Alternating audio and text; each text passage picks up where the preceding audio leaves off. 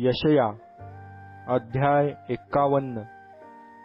तुम्ही जे धार्मिकतेस अनुसरणारे, परमेश्वरास शरण जाणारे, ते माझे ऐका. ज्या खडकातून तुम्हास खोदून काढिले त्याकडे, व खाणीच्या ज्या खळग्यातून तुम्हास खणून काढिले त्याकडे लक्ष द्या. अब्राहाम तुमचा पिता व सारा तुमची जननी ह्याकडे लक्ष द्या.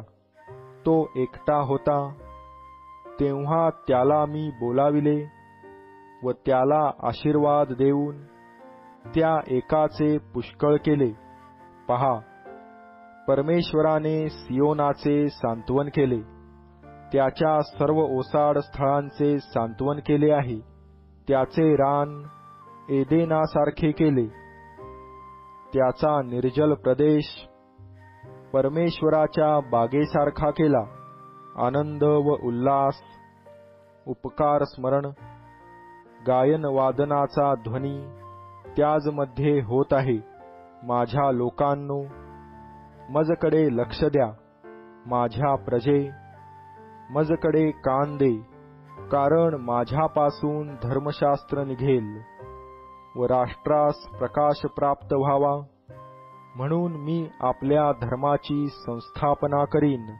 माझा न्याय समीपाला आहे, माझे उद्धार कार्य सुरू झाले आहे. माझे भुज राष्ट्रांचा न्याय करीतील. द्वीपांना माझा ध्यास लागला आहे, त्यांचा भरवसा माझ्या बाहूंवर आहे. वर आकाशाकडे आपले डोळे लावा, खाली पृथ्वीकडे लक्ष द्या, कारण आकाश धुराप्रमाणे विरून जाईल, पृथ्वी वस्त्राप्रमाणे जीर्ण होईल, तिचे रहिवासी चिलटांप्रमाणे मरतील, तरी माझे तारण सर्वकाळ टिकेल. माझा न्याय भंग पावणार नाही. हे धर्म जाणणाऱ्यांनो, माझे धर्मशास्त्र मनात वागविणाऱ्यांनो, तुम्ही माझे ऐका. मर्त्य मानव नावे ठेवितील, त्यास भिवू नका, त्यांच्या निंदेने घाबरू नका, कारण वस्त्राप्रमाणे त्यास कसर भक्षील, लोकरीप्रमाणे त्यास कीड खाऊन टाकील.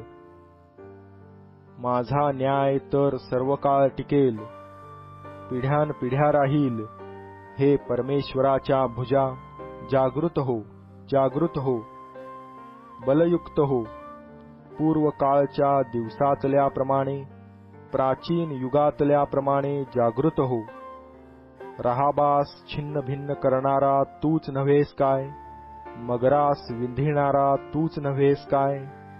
ज्याने समुद्र आटविला, खोल सागराचे जल आटविले, उद्धरिलेले पार उतरून जावे, म्हणून सागराच्या अगाध डोहातून मार्ग केला, तो तूच नव्हेस काय? परमेश्वराने उद्धरिलेले जन परततील व जय जयकार करीत सियोनास येतील. त्यांच्या मस्तकी सार्वकालिक हर्ष राहील, त्यास आनंद व उल्हास प्राप्त होईल. दुःख व उसासे पळ काढीतील. तुमचे सांत्वन करणारा मी, केवळ मीच आहे. तू मर्त्य मनुष्याला, तृणवत मानवपुत्राला भितेस, अशी तू कोण?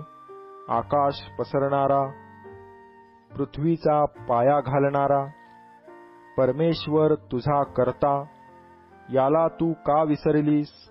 जुलूम करणारा तुझा नाश करण्यास पाहत आहे, म्हणून त्याच्या क्रोधास सारा दिवस एकसारखी का भितेस?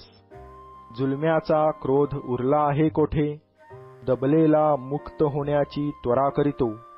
तो मरणार नाही, गर्तेत पडणार नाही, त्याला अन्नाची वाण पडणार नाही, कारण मी परमेश्वर तुझा देव आहे. मी समुद्र खवळवितो, तेव्हा त्याच्या लाटा गर्जना करीतात. सेनाधीश परमेश्वर हे माझे नाम आहे. मी आकाशाची स्थापना करावी, पृथ्वीचा पाया घालावा, व तू माझी प्रजा आहेस, असे सियोनास म्हणावे.